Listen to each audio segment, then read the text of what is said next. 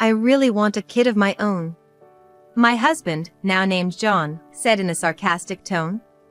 I couldn't hold back anymore and blurted out. What? Aren't I right here? Up until now, John has constantly berated me for our inability to have children. Even now, he's holding my sister's baby in front of me, as if to make a point. Huh? John opened his mouth in surprise. Despite all the evidence, is he really pretending to be oblivious? I won't let him. You all will see, I'll drag you down to hell with me. My name is Natalie Johnson. I'm a 25-year-old housewife. All right, it's ready. I was preparing dinner in the kitchen. As I opened the big pot, a refined spice aroma wafted through the air along with the steam. I tasted the curry from the pot. The spiciness is okay, the meat is tender, yes, it's just how he likes it. Just as I sighed in satisfaction, John came home. I'm home. My husband, John, had returned. I went to the entrance to greet him. Welcome back. I made your favorite curry today. As I took John's bag at the entrance and was about to head back into the room, he suddenly said, Hey. I felt John's fingers grip my shoulder firmly. I felt a sharp gaze piercing through my back. So? How did it go? Today was the day, right? His words made me catch my breath. My heart raced, and I felt dizzy. Answer me! I swallowed hard and then opened my mouth. It didn't. What? I gathered my courage and said. It didn't work. This month too, we didn't conceive, again. I clenched my hands tightly. Seeing my reaction, John let out a big sigh. Again? Why can't we have a child? Making curry just to appease me, how obvious. I'm sorry. But... Don't make excuses. All my friends had kids right after getting married. Thinking of names, buying baby clothes, they all seem so happy. I want kids too. But we've only been married for 3 months, we don't need to rush. He clicked his tongue in annoyance. John stared intently at my face and then, with a sneer, said, Maybe you're just infertile as a woman. Why don't you go see a gynecologist? Snatching his bag from me, he stormed off to his room. I covered my face with my hands. I too long for a child. To carry a new life, to feel its preciousness. To be moved by every step of my child's growth. But maybe I'm not qualified for that. My parents disappeared before I could even remember them. They vanished, leaving me and my twin sister behind. I grew up without knowing a parent's love.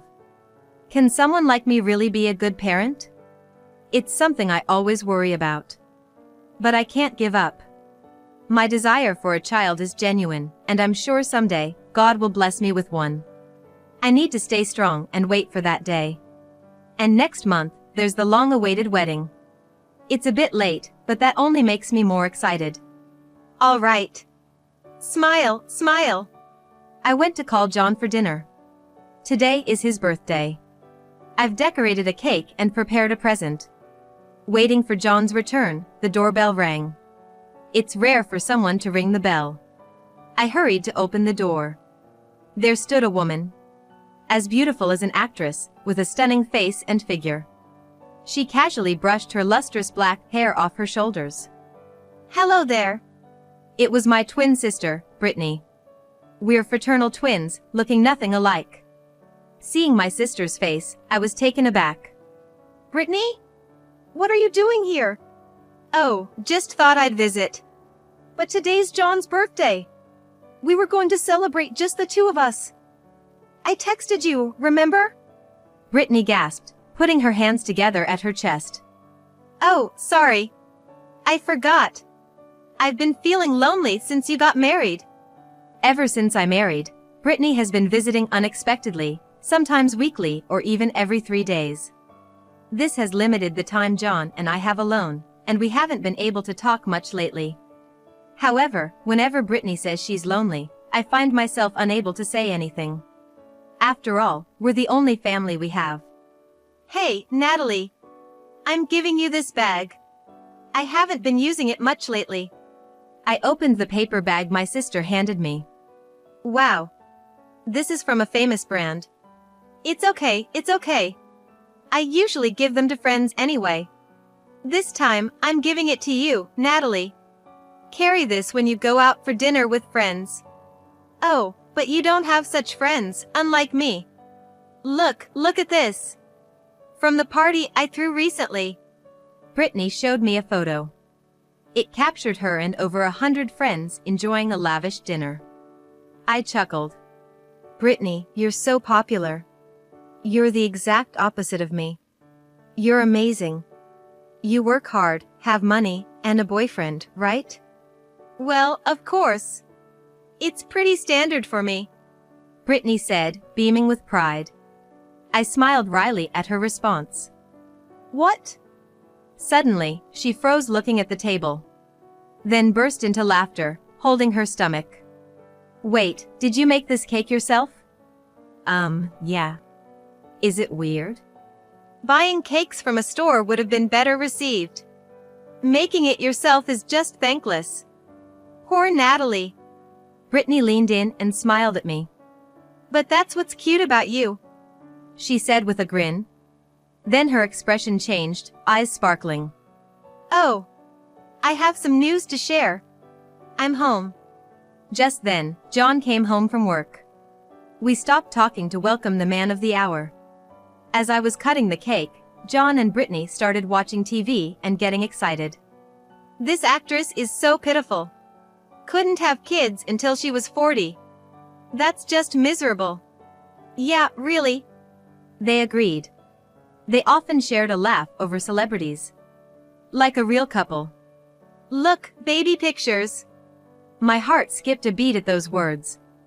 Children are a symbol of happiness. I believe it's a woman's mission to give birth. A woman who can't have children isn't really a woman. I agree. Brittany, we really think alike. We do, don't we? I quietly continued serving the cake. Right, Natalie? John teased me. But Brittany suddenly covered her mouth. Oh, sorry.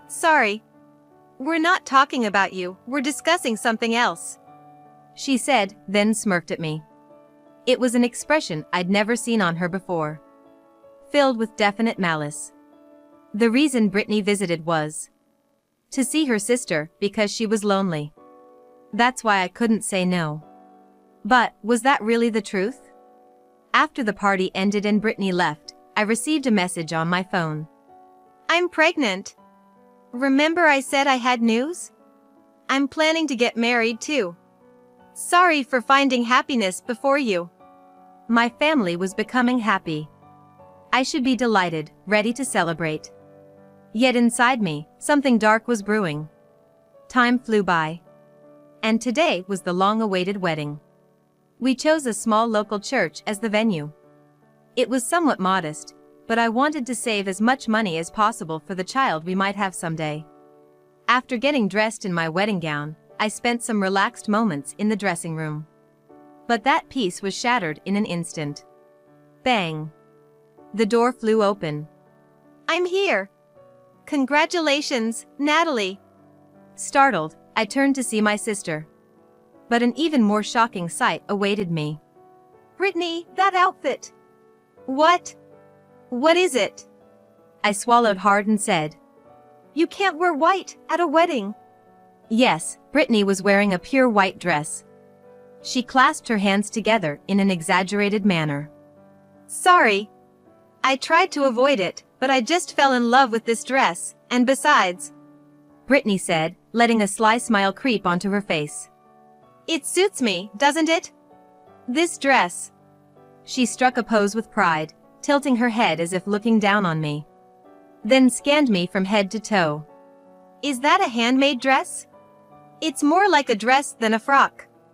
Not the fluffy kind you'd expect at a wedding. Yes. I have a favorite designer who tailored it specifically for me. They embroidered it with my favorite flowers. Brittany only smiled with her lips. Well, good for you. Embroidery can feel a bit old-fashioned, but it suits you, Natalie. It's nice, right? Thanks. I forced a smile on my face.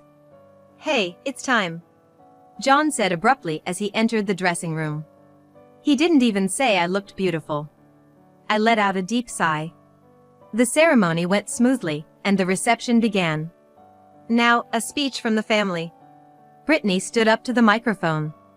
Instantly, the men in the room started murmuring. Beautiful. Gorgeous. I wish I could marry someone like her. Their gazes went beyond her dress, entangling with her beauty and figure. Ahem, hello everyone. I'm Brittany, the sister. Today, there are a few empty seats, but thank you all for coming. At the reception, about 30% of the guests were absent. We had prepared seats for Brittany's friends, but none of them showed up. As you can see, my sister doesn't have many friends, just about 8. She spends her holidays cooped up, eating sweets and tapping on her phone. Sad, isn't it? There were chuckles from the audience. I felt the blood drain from my face. What was Brittany saying? This is a wedding, a reception.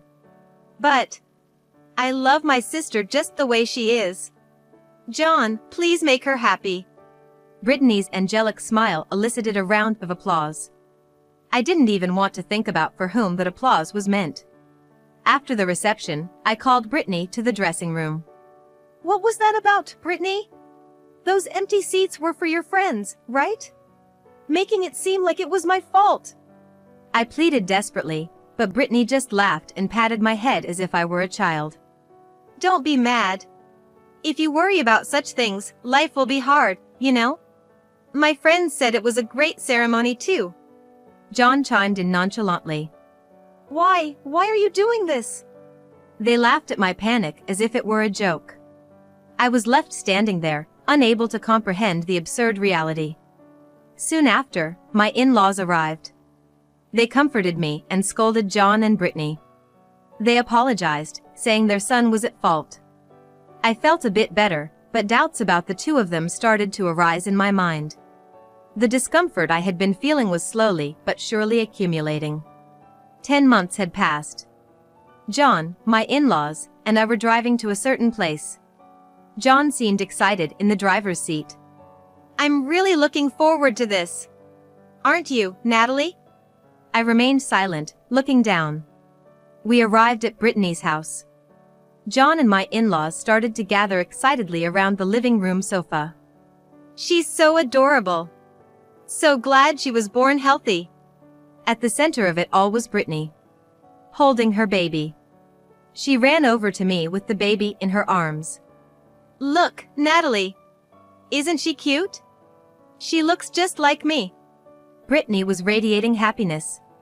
But her eyes were wide, seemingly enjoying my reaction, her mouth twisted in a smirk. Congratulations, I muttered, looking down. Wow, she's adorable. Can I hold her? Of course. Brittany giggled as John held the baby, his eyes shining. Babies are so cute. Look, Natalie. A symbol of happiness, right? Yes. You jealous of Brittany? That's why you can't get pregnant. John held the baby as if to flaunt her in front of me, grinning at me. I wish I had a kid of my own. At that moment, something snapped in my head. What? Isn't she right here? Eh? John's mouth fell open. Huh? My in-laws' eyes widened in shock. Pointing at the baby in John's arms, I spoke clearly, loud enough for everyone to hear. Right there. Your child. Your and Brittany's beautiful baby. The atmosphere froze in an instant. John's face turned pale, and Brittany's face contorted. I pulled out photos from my bag and scattered them on the floor. The photos showed John and my sister heading to a hotel together. I know everything about John and Brittany's affair. As I declared this, Brittany burst into laughter. Stop it, this is just some kind of edit, right? Don't be silly. The silly one is Brittany. I suspected you too, so I installed cameras in the house. Then, on a day I was away, you too. I pulled out my phone and played a video. The living room displayed John and Brittany's affair. Brittany's face turned beet red. "What is this? Stop it! Stop it now!" She lunged at me, snatched my phone, threw it against the wall, and stomped on it repeatedly. The phone's screen shattered, emitting strange noises. I watched her coldly. "It's useless, Brittany." She stopped tearing the photos, looking up at my words. "Useless? What do you mean?" Then a thunderous shout filled the room. "John!" My father-in-law had grabbed John by the collar. "Did you betray Natalie? With her own sister? You monster! Having a child too! How are you going to take responsibility for this, you idiot son?" My mother-in-law was in tears. John trembled under their accusations. "Wait! It's not even proven that the child is mine and Brittany's. Natalie is just trying to frame me. DNA test." "Huh?" I declared loudly. "A DNA test will show who the child belongs to. Why not go to the hospital?" "But..." John stammered, but still tried to plead with his parents. "Look, Natalie can't even get pregnant. A woman who can't bear children isn't suitable as a wife, right? Are you out of your mind? A cheater like you is the one who's not suitable as a husband. That's..." John's eyes darted around, avoiding everyone's gaze. Seeing this, my in-laws let out a heavy sigh, turning away. "Say something, Brittany. Why did you do this? Betraying your family is a terrible sin." Brittany shuddered, then said, "It's not my fault. It's Natalie's fault." Her teeth gritted, she glared at me like a demon. "It's all because you stole my first love." "What?" I was completely taken aback, having no recollection of such a thing. "Ever since our parents left, I've always acted tough. But you were always so weak and annoying. And yet, the guy I first loved rejected me for you. I like Natalie. She's so pitiful. I can't leave her alone. That's when I swore. If you want to be so pitiful, I'll make sure you are, thoroughly. First, I wanted to make you feel lonely. I kept telling you, our parents are gone. We're all alone.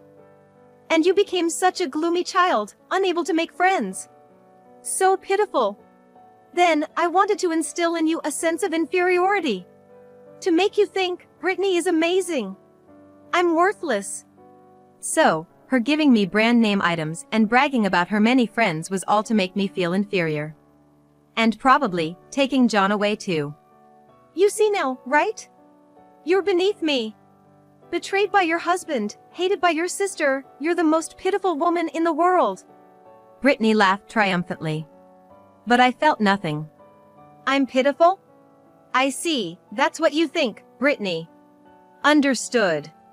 She must have expected me to lose it. But she just stood there, baffled. "But that doesn't matter to me anymore. Now, I just hate you. I loved you so much, and you've been manipulating me all this time. It's terrible. So I've decided to return the favor. Everything you've done to me." I mimicked her laugh.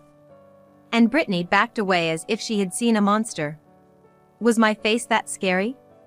"Stay tuned, both of you," I said as I left the house alone. Months passed since then. John handed me divorce papers and left. Probably to my sister Brittany's place. Today, I'm at a wedding in a grand church in New York. Wearing a thick, long cardigan over my dress. Making sure it's completely hidden. The place is packed with over 100 guests. I can barely see the bride and groom. They probably can't see me either. The couple enters, applause erupts. The minister begins. "Do you, John, take Brittany to be your wife, through good and bad, rich and poor, sickness and health?" It's my sister Brittany and John's wedding. I learned about my sister's wedding a month after the chaos unfolded. Brittany had announced her shotgun wedding with John on social media. The post even detailed the wedding plans. They sure started preparing early. They must have been preparing for a while, probably even before my own wedding. That's why Brittany didn't invite her friends to my wedding. I didn't make invitations for my sister's friends. She said she'd create a group chat and confirm the attendees herself. She wanted to reduce my burden with the busy wedding preparations. I thought it was her way of being thoughtful. But now, I think she never even created that group chat. She lied about everyone attending. No one was invited to mine. So, no one came. A simple answer. Reflecting back, it seems John only invited casual acquaintances. I've never met his close friends, before or after our marriage. Whether John was already connected with Brittany before marrying me or it was just bad timing, I'll never know. But one thing is clear. They want this to be their only wedding. They want to erase all their time with me. I can't forgive that. What was the time I loved John, the time I spent for him, all for? Destroying one person's life for their own happiness is unforgivable. I reaffirmed my resolve for revenge. After the ceremony, the reception began. It was a standing party, perhaps due to the crowd, bustling with people. I hid myself in a corner. Here's a special telegram announcement. From the groom's parents, who couldn't make it today, we have a special movie. Please watch. The staff announced proudly. John and Brittany's eyes widened in surprise. The screen suddenly lit up, displaying John's parents. They were smiling, but their eyes were sharp, like predators. It's finally starting. I watched the screen and smirked subtly. John, Brittany, congratulations on your wedding. Congrats. The couple in the video smiled at each other. Thank you all for coming today. As a token of our appreciation, we'd like to give you a gift from us. Excited murmurs rose from the crowd. What is it? A gift? John's mother interrupted. It's a gift of words. Now, over to you. Leave it to me. John's father's face, previously relaxed, suddenly turned stern. There's the bride, isn't she? She's John's mistress. And not just any mistress, but his wife's own sister. Do you understand what we're saying? The people there aren't just a fresh bride and groom. They're immoral cheaters.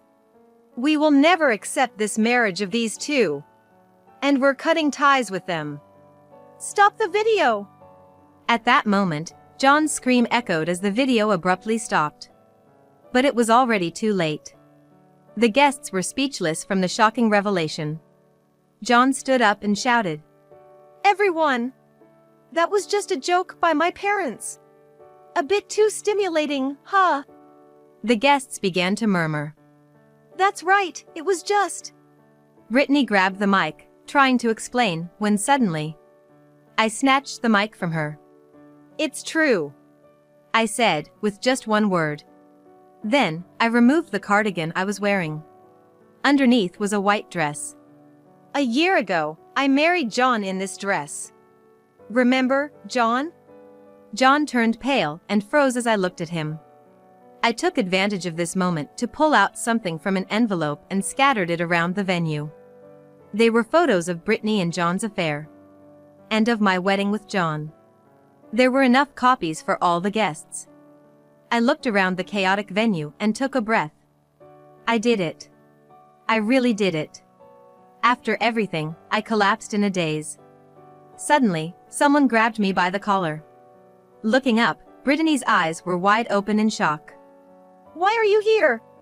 I didn't invite you. I didn't tell you the place or time. I couldn't help but laugh at her panic. What are you talking about, Brittany? You told me yourself. On social media. Hinting, right? I figured it out quickly. Brittany's wedding announcement had the date clearly mentioned. Every time she updated her social media, she described the venue and her careful selection in detail. It must have been a taunt towards me. I'm having such a beautiful wedding. Not like yours. But that became my clue. I found it easily online. Social media is scary, huh? Why did they let you into the venue then? Your name wasn't on the list. I sighed and gave the obvious answer. Because I'm her sister. Brittany's friend was at the reception. She recognized me, so she let me in.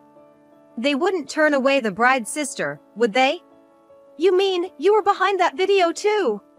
You brought it as a surprise, keeping it a secret from me? We didn't invite his parents. Yes. His parents sided with me.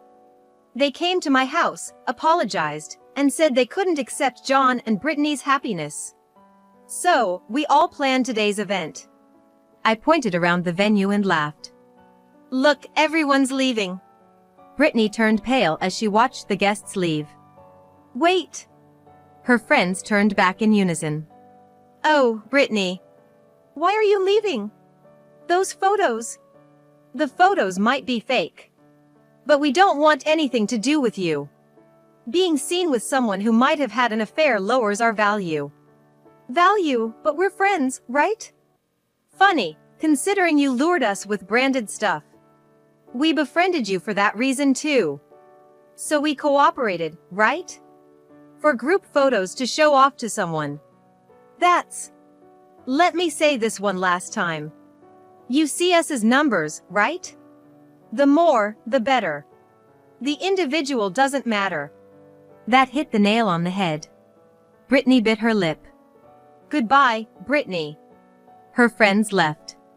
In the silent venue, only Brittany, sitting on the floor, John, holding his head, and I, eerily calm, remained. Well, Brittany, see you around. I left the venue. A few days after Brittany's wedding, I was relaxing at home. But I knew this peace was temporary.